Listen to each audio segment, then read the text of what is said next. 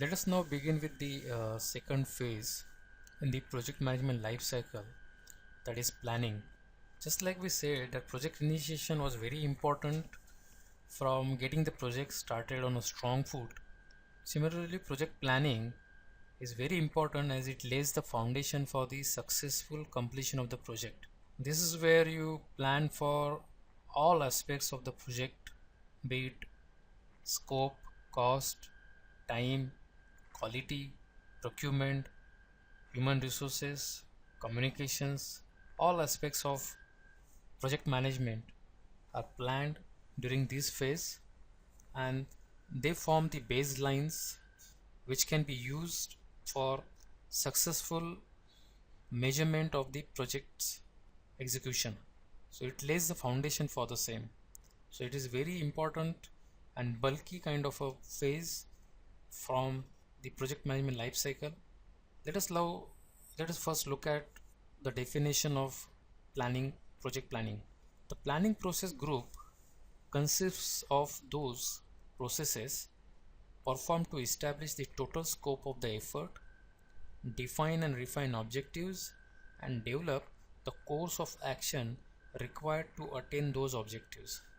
Just to repeat, the planning process group consists of those processes performed to establish the total scope of the effort, define and refine objectives, and develop the course of action required to attain those objectives.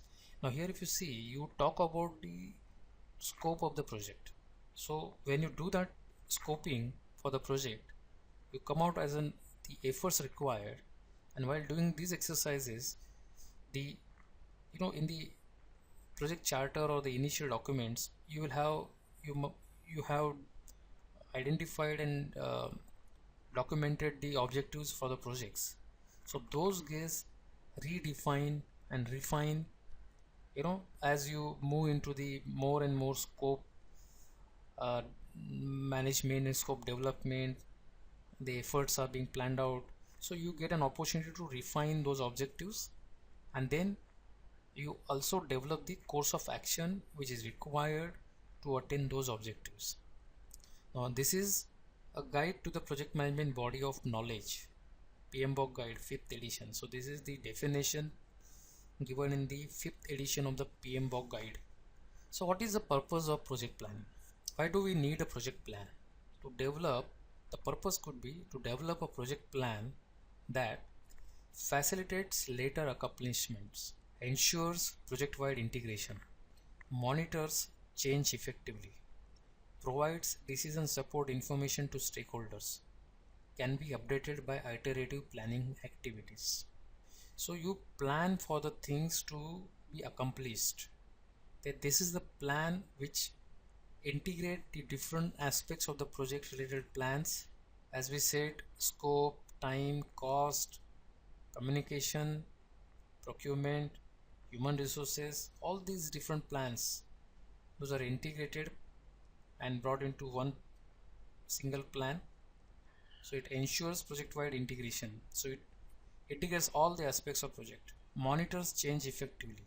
Now this lays the foundation for, as we say, that it provides the baselines using which you can monitor the project, you can control the changes, and it provides decision support information to stakeholders. Now stakeholders needs to know how we are progressing on the project, whether we are completing the scope desired, whether we are going to complete the project on time or we are lagging behind, are we on track as far as the cost is concerned, or we are incurring more cost, what is the overall progress of the project, are there any bottlenecks, are there any issues. So the baselines defined in the project plan which are used to monitor the project, and based on that you provide a decision support information to all the stakeholders or the important stakeholders, relevant stakeholders.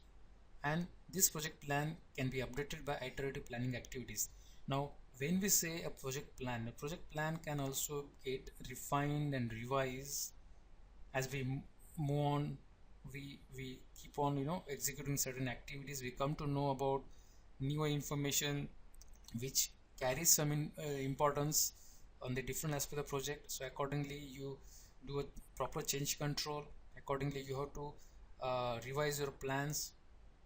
If say like new requirement has been given up by the customer, is given by customer, and we have to incorporate that requirements, as it is very important.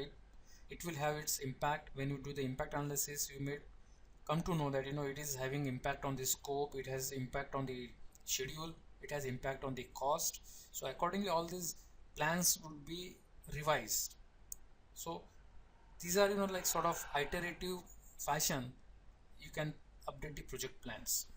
So if you see, these are the various planning processes are listed. On broader categories, you divide the various processes into two parts. One, the core processes, and another is the facilitating processes.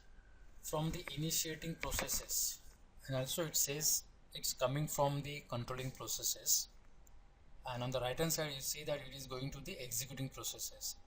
So basically the input to this planning processes comes from the initiation phase and also comes from the controlling processes, and the output of the planning process goes as an input to the executing processes. Now we completed earlier the initiation processes and we now got into the planning processes. So we definitely take inputs from the initiation processes like the project charter and the other documents. Also we we take inputs from the controlling process. So now the controlling processes takes an input from the executing processes also and the planning processes.